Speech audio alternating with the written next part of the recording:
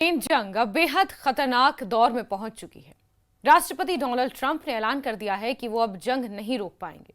वहीं दूसरी तरफ पेरिस में 26 देशों की मीटिंग हुई है और यूरोप के 10,000 सैनिक यूक्रेन भेजने की बात कही जा रही है। लेकिन पुतिन ने कह दिया है कि जो भी आएंगे उसे चुन चुन कर मारा जाएगा। पुतिन ने कहा है कि हम 26 देशों से युद्ध के मैदान में हिसाब किताब बराबर करेंगे।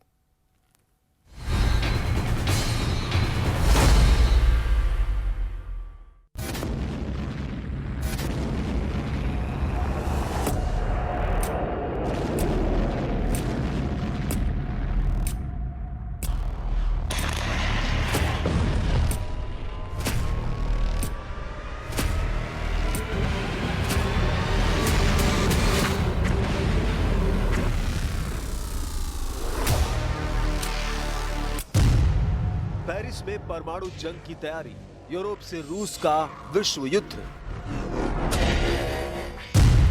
1290 दिन से ज्यादा की जंग में यूक्रेन अब उस दौर में पहुंच चुका है जहां या तो यूक्रेन के बहुत बड़े हिस्से पर रूस का कब्जा हो जाएगा या फिर फ्रांस, जर्मनी समेत यूरोप के 26 देश यूक्रेन को रूस के खूनी हमलों से बचाने के लिए रूस से सीधी जंग करेंगे। पेरिस में यूरोप, ऑस्ट्रेलिया, जापान और कनाडा के प्रमुखों ने यूक्रेन जंग पर जिस तरह की मीटिंग की है उसे देखकर रूस के राष्ट्रपति बुरी तरह से भड़क गए हैं। दावा किया जा रहा है, रूस ने ऐलान कर दिया है कि अगर एक भी यूरोपीय देश या फिर नेटो के सदस्य देशों ने अपनी सेना यूक्रेन भेजी तो रूस उस सेना को यूक्रेन की जमीन पर ही रौंद डालेंगे। पुतिन ने दो टूक कह दिया है कि अगर यूरोप के 26 देश ये सोच रहे हैं कि वो यूक्रेन को बचा लेंगे तो ये बहुत बड़ी गलतफहमी है। रूस अपनी सैन्य शक्ति के दम पर न सिर्फ यूक्रेन को जंग में बुरी तरह से हराएगा बल्कि रूस यूक्रेन पर कब्जा करके अपने लक्ष्यों को हासिल कर लेगा। पुतिन के इस बयान को सुनकर राष्ट्रपति ट्रंप के होश उड़ गए हैं। हम आपको दिखाने जा रहे हैं कि क्यों वॉर एक्सपर्ट्स दावा कर रहे हैं कि पेरिस में परमाणु जंग की तैयारी अंतिम दौर में है और रूस खुद को एक भीषण जंग के लिए तैयार कर रहा है। सबसे पहले आप ये जान लीजिए कि इस वक्त रूस यूक्रेन में कहां-कहां हमले कर रहा है और अमेरिका समेत यूरोप कैसे रूस को घेरने की कोशिश में जुटे हुए हैं। यूक्रेन को बचाएंगे 26 देश, वर्ल्ड वॉर को मजबूर रूस।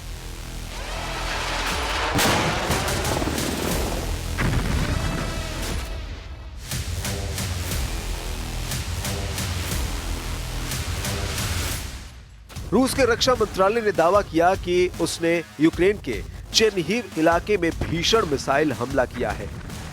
रूसी सेना का दावा है कि उसने इस्कंदर मिसाइल हमले से यूक्रेनी सेना को भीषण नुकसान पहुंचाया है। रूसी सैनिकों ने यूक्रेन के दक्षिण पूर्वी निप्रोपेट्रोवस्क इलाके के नोवोसेलिवका गांव पर भी कब्जा कर लिया है। यूक्रेनी सैनिक कमांडर ओलेक्सांद्र सिर्स्की ने रूस के तेज होते हवाई हमलों को लेकर चिंता जताई है और पश्चिमी देश से ज्यादा बेहतर एयर डिफेंस देने की मांग की है।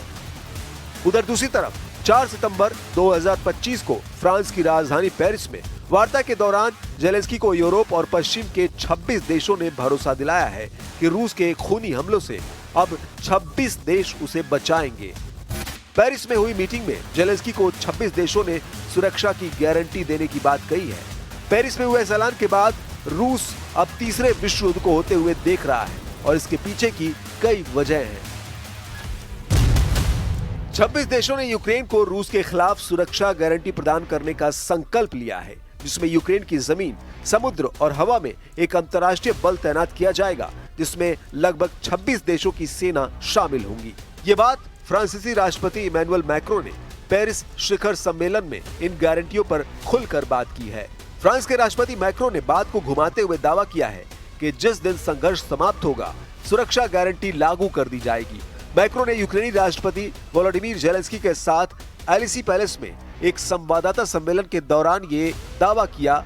मैक्रों ने शुरुआत में कहा था कि 26 देश, जिनके नाम उन्होंने नहीं बताए, यूक्रेन में तैनात होंगे, लेकिन बाद में उन्होंने कहा कि कुछ देश यूक्रेन से बाहर रहते हुए भी गारंटी प्रदान करेंगे। जेलेंस्की ने बैठक के बाद कहा कि हम इस पर काम कर रहे हैं कि कौन से देश किस सुरक्षा जोन में भाग लेंगे।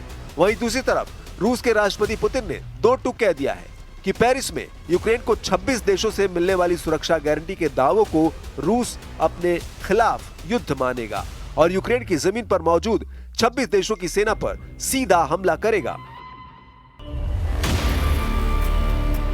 इधर राष्ट्रपति ट्रंप ने एक तस्वीर सोशल मीडिया पर पोस्ट की है, जिसमें पीएम मोदी, राष्ट्रपति पुतिन और राष्ट्रपति जिनपिंग को साथ साथ दिखाते हुए कहा है कि लगता है कि हमने चीन के हाथों रूस और भारत को खो दिया है। ट्रंप का यह बयान हैरान करने वाला है। ट्रंप चीन में हुई एससीओ समिट में चीन, रूस और भारत की दोस्ती से बुरी तरह बौखला गए हैं।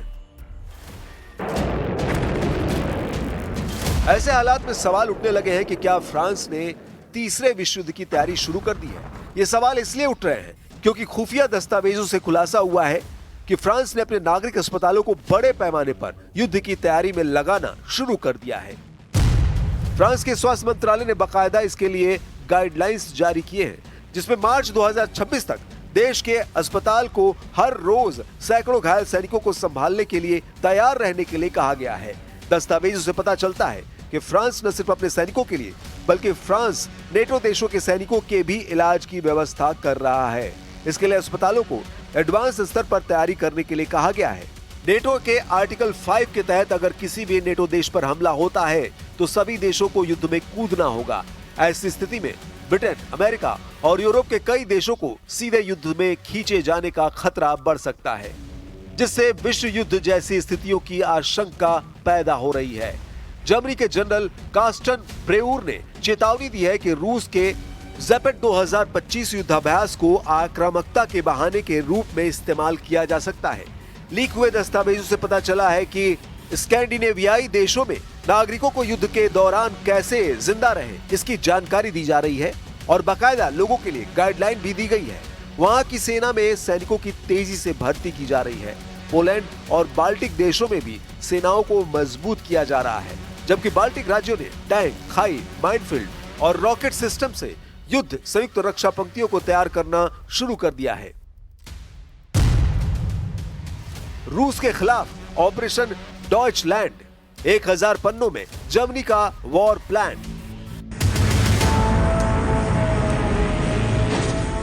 नेटो के 32 देश भी अब रूस के खिलाफ बड़े युद्ध को लेकर हिम्मत जुटाते साफ नजर आ रहे हैं। इस वक्त फ्रांस, ब्रिटेन और जर्मनी ने रूस के खिलाफ खुलकर मोर्चा खोल दिया है और यूक्रेन के बहाने ये यूरोपीय देश ऐसी जंग शुरू करने की वकालत कर रहे हैं जिसे देखकर हैरानी होती है कि क्या वाकई में यूरोप रूस के खिलाफ सीधी जंग कर सकता है। जरा जर्मनी के ऑपरेशन डॉइचलैंड को जान लीजिए, जिसे रूस के खिलाफ युद्ध की शुरुआत माना जा रहा है। जर्मनी ने ऑपरेशन डॉइचलैंड नाम से 1000 पन्नों का एक दस्तावेज तैयार किया है, जिसमें सुरक्षित स्थलों, बंकरों और नेटो सैनिकों और वाहनों की तैनाती का पूरा खाका दिया गया है। इसके अलावा परमाणु युद्ध की भी तैयारी की जा रही है, जिसमें यूरोपीय देश परमाणु हमले की स्थिति में जान बचाने के तरीकों पर काम कर रहे हैं। दस्तावेजों से पता चला है कि जुलाई में ब्रिटेन और फ्रांस के बीच एक समझौता हुआ है, जिसके तहत विश्व युद्ध 3 की स्थिति में दोनों देश अपने हमलों को एक साथ कोऑर्डिनेट करेंगे। ये तैयारियां साबित करती हैं कि यूरोप में संभावित बड़े युद्ध की तैयारियों का स्तर कितना गंभीर है। एक्सपर्ट्स का कहना है कि फ्रांस की ये तैयारी न सिर्फ होने वाली जंग की तैयारियां दिखा रहा है, बल्कि तीसरे विश्व युद्ध की शुरुआत का गंभीर संकेत है। रूस का पलटवार, यूक्रेन के 143 ठिकाने तबाह।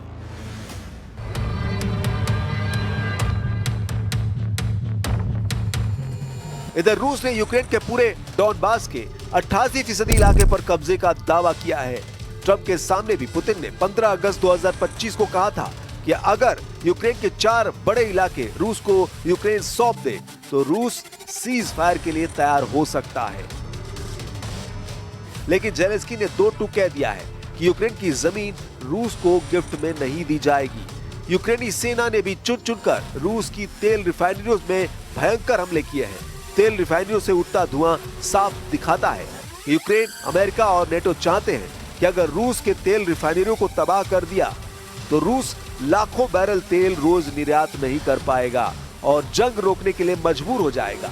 रूस पर यूक्रेन के ताजा हमलों से साफ पता चलता है कि यूक्रेन लंबी जंग के लिए खुद को तैयार कर रहा है। लेकिन इधर रूस ने भी पूर्वी यूक्रेन के साथ साथ पश्चिमी यूक्रेन पर बेहद आक्रामक हमले किए हैं, जिसकी वजह से लीव शहर में भयंकर तबाही मची है। यूक्रेन के ज़पोरिजिया क्षेत्रीय सैन्य प्रशासन के प्रमुख इवान फेडरोव के मुताबिक रूसी सेना ने यूक्रेन के ज़पोरिजिया क्षेत्र में एक ही दिन में 17 बस्तियों पर 448 हमले किए हैं। रूसी रक्षा मंत्रालय ने दावा किया है कि उसके सैनिकों ने पूर्वी यूक्रेन के डोनेस्क क्षेत्र में 1000 किलोमीटर यानी 620 मील की अग्रिम पंक्ति में मौजूद 2 और बस्तियों सेरेटने और क्लेबनबेर्ग पर अपना कंट्रोल कर लिया है, जबकि यूक्रेनी सेना ने कहा है कि उसके बलों ने पश्चिम में डिप्रोपेट्रोव्स्क क्षेत्र के किनारे स्थित एक बस्ती पर फिर से कब्जा कर लिया है। रूसी बलों ने यूक्रेन के एक सैन्य औद्योगिक केंद्र और 143 स्थानों पर हमला किया, जहां यूक्रेनी सैनिक और विदेशी लड़ाके अस्थायी रूप से ठहरे हुए थे। एक यूक्रेनी ड्रोन हमले के कारण कुर्स्क परमाणु ऊर्जा संयंत्र में आग लग गई, जिसका बदला रूस 24 अगस्त से लगातार ले रहा है। अब ऐसे हालात में देखना होगा क्या यूक्रेन की जमीन पर 26 देशों की सेना यूक्रेन को बचा पाएगी? क्या रूस यूक्रेन की जमीन पर 26 देशों की फौज को बर्दाश्त कर पाएगा या नहीं? कुल मिलाकर तीसरे विश्व